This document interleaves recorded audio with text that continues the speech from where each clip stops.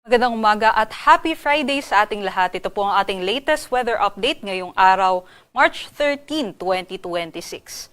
Meron pa rin po tayong binabantayan na bagyo at ito po'y nasa labas ng ating area of responsibility, itong si Tropical Depression Nuri, at ito po'y nasa layong 1,580 kilometers sa silangan ng northeastern Mindanao. Sa ngayon nga po, hindi na po natin ito inaasa na papasok pa ng PAR at hindi na po ito nagdadala ng mga epekto sa ating bansa. Samantala, umiihi po ang ating amihan kaya't magiging malamig po yung ating panahon ngayong araw at sa susunod pa na mga araw. Inaasahan nga po natin itong amihan ay nakakaapekto naman sa may malaking bahagi ng Luzon and sa may Visayas. Kaya ngayong araw, inaasahan po natin dulot nitong amihan, posible pong magkaranas ng mga maulap na panahon at may hihinang pag-ulan yung ating mga kababayan dito po sa may Cagayan Valley at pati na rin po sa may Cordillera Administrative Region, sa may Apayao, Kalinga, Mountain Province and Ifugao, maging dito po sa may Aurora, Quezon, and pati na rin po sa may Camarines Norte, Camarines Sur at sa may Catanduanes. Aside po doon, for the rest of Luzon, kasama na po ang Metro Manila, ay maaliwalas naman po yung ating panahon, although may chance lamang po tayo ng mga isolated light rains. Ito po yung mga agwat ng temperatura dito sa Luzon. Sa mga aakyat sa Baguio, mababa nga po ang ating temperatura, magiging malamig. 13 to 21 degrees Celsius sa Maylawag, 20 to 31 degrees Celsius, Tuguegarao 19 to 28. Dito naman sa Metro Manila, 20 to 30 degrees Celsius, Tagaytay 21 to 29 at sa may Legazpi naman 24 to 30 degrees Celsius. Dumako tayo dito sa may Palawan, Visayas at sa may Mindanao. Yung ating amihan po ay nag-e-extend hanggang dito po sa may Visayas and sa may northern parts ng Mindanao. So asahan nga po natin, generally maaliwalas po yung ating panahon liban sa mga isolated light rains. But for the rest of Mindanao ay inaasahan po natin magiging maganda naman din ang ating panahon, although may chance naman po tayo ng mga biglaang buhos ng mga pag-ulan dulot naman ng mga thunderstorms.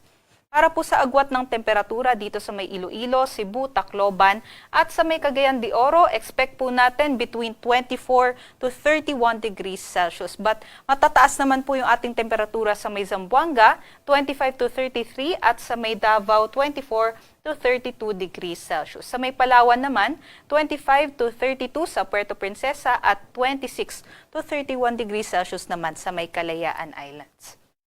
At dahil nga po malakas yung ating amihan ngayon, matataas din po yung ating mga pag-alon. Kaya't meron po tayong nakataas na gale warning dito po sa may seaboards ng Northern Luzon. Bawal pong pumalaot yung ating mga kababayan dyan.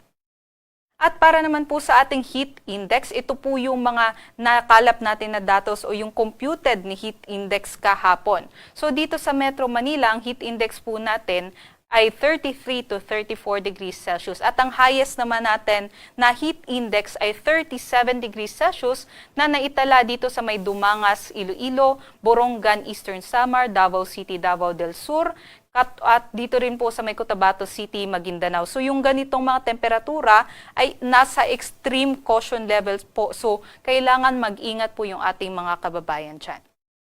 Para naman po sa ating forecast na heat index o damang init, ngayong araw sa Metro Manila mas mababa, 32 to 33 degrees Celsius.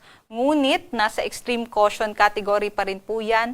So especially po pagdating po ng noon time hanggang sa hapon, kailangan magdala po tayo ng mga payong panangga sa init at huwag po natin kalimutan na uminom ng tubig para iwas po sa heat stress.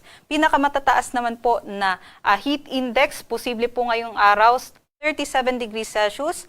Dito pa rin po sa may Borongan, Eastern Samar, Davao City, Davao del Sur, Cotabato City, Maguindanao, maging dito sa may Zamboanga City, Zamboanga del Sur. So extreme caution, ingat po sa ating mga kababayan. Para sa Kalakhang, Maynila, ang araw po ay sisikat ngayong 6:05 a.m. at lulubog naman po mamayang 6:06 p.m.